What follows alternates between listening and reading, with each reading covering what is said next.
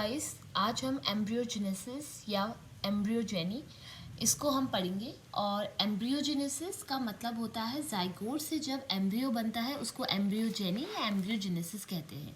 अब जब जाइगोट से एम्ब्रियो बन रहा है तो ऑफ कोर्स ही बात है डिवीजन का प्ले होगा। अब यहाँ पे डिवीजन जो है वो दो टाइप का होता है। One is the Piper type, जहाँ पे आपका वर्टिकल डिवीजन टेक प्लेस होगा। ये डिवीजन जो होता है ये रेयर केसेस में होता है एंड ये पाइपरेसी लोरेंथेसीज में देखा गया है।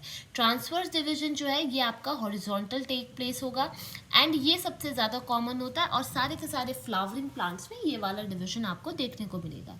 अगर हम टाइप ऑफ ट्रांसफर डिवीजन की बात करें तो ये दो टाइप का ट्रांसफर डिवीजन होता है।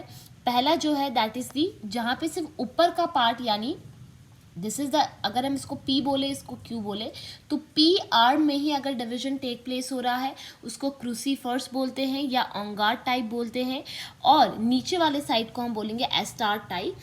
एंड जब यहाँ पे जो है वर्टिकल यहाँ हो रहा है, यहाँ पे भी जो हॉरिजॉन्टल दो बार टेक प्लेस हो रहा है इसको सिनोपोडिएट, सोलेनार्ड, क्रायोफाइलेट्स टाइप बोलते हैं। ठीक है। Contribution of embryo formation of apical cell, तो यहाँ पे जब भी आपका, this is a very important line कि एम्ब्रियो फॉर्मेशन में कौन सा टाइप यहाँ पे आएगा, that is the cruciferous type, जहाँ पे बेसल सेल का कोई यूज़ नहीं होगा और एपिकल प्लस बेसल होगा, और एस्टार टाइप का यहाँ पे दैट इज डिवीजन देखने को मिलेगा। देन यहाँ पे अगर हम कॉन्ट्रीब्यूशन की बात करें ऑफ द एम्ब्रियो फॉर्मेशन, वो एपिकल प्लस बेसल होगा तो सिनोपोडियल होगा, and apical is equals to सोनार्ड प्लस कैरोफाइलेट्स।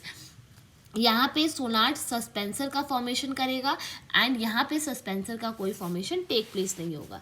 एग्जाम्पल है इसका अरेबिडोफिस थैलियाना, ये जो है यूज हुआ था डेवलपमेंट मॉडल के लिए टू अंडरस्टैंड प्लांट एम्ब्रियोजेनेसिस।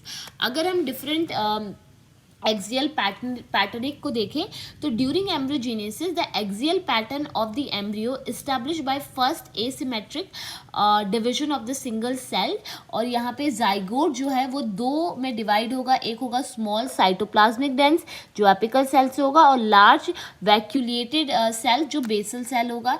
यहाँ पे क्या होगा, प्रोटोडर्म आगे चल के एपिडर्मिस में चेंज हो जाएगा। यहाँ पे सबसे पहले क्या हुआ है इसको हम स्ट्रक्चर वाइज देखेंगे। एक जाइगोट था, जाइगोट से एम्ब्रियो कैसे बना, तो वो जो सारे स्टेजेस है उसको हम देखेंगे।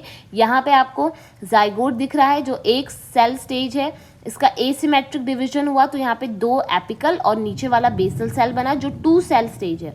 आगे चल के यहाँ पे सस्पेंसर का फॉर्मेशन हो रहा है, ऊपर प्रोटोडर्म का फॉर्मेशन है, एपिकल में प्रोटोडर्म बन रहा है और बेसल में सस्पेंसर का फॉर्मेशन हो रहा है। जो अर्ली ग्लोबुलर स्टेज है ये 16 सेल की होती है। जो यहाँ से apical and basal part connected है थ्रू अ हाइपोनेसिस, जो एक कनेक्टिव लिंक है। ठीक है। तो यहाँ पे मैंने लिखा हुआ है कि जो बेसल डोमेन है वो यहाँ पे प्राइमरी रूट और रैम कर रहा है। Apical domain for SAM plus cotyledon है जो सेंट्रल डोमेन फॉर हाइपोकोटाइल भी हम बोल सकते हैं।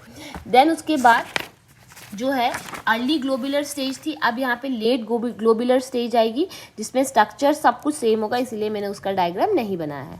अर्ली हार्ट स्टेज आएगी जो बायलेटरल सिमेट्रिकल होगी, एंड उसके बाद फिर लेट हार्ट स्टेज आएगी जो ओनली सेल नंबर इंक्रीज होगा, पूरा स्ट्रक्चर सेम होगा।